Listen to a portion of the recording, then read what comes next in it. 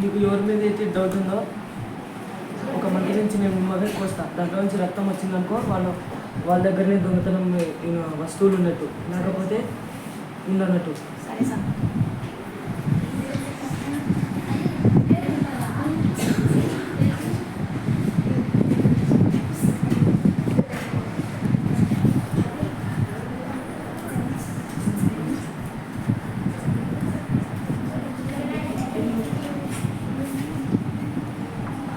రక్తం వస్తుంది.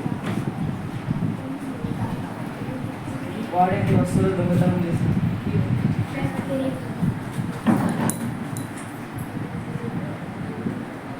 నిమ్మకాయలోంచి రక్తం వస్తే ఎవరి మీద అంటే డౌట్ ఉందో వాళ్ళే వాళ్ళ ఇంట్లో దొంగతనం చేస్తున్నాడు.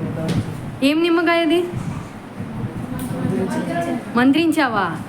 అమ్మో, ఏమేం మంత్రాలు వేసావు?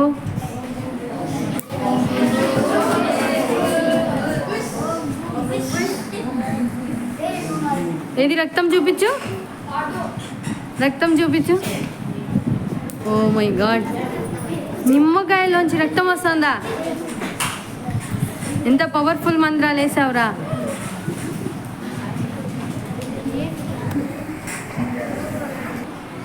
ఇది ఏ మంత్రమో కాదు, నేను ముందే కత్తి మీద మందారం ఆకు పూసి నిమ్మకాయ మీద రుద్దాను. ఇది ఒక హైబిస్కస్ ఇండికేటర్. ఇది మంచిది ఇచ్చిన నిమ్మకాయ కాదు, ఇది ఒక హైబిస్కస్ ఇండికేటర్.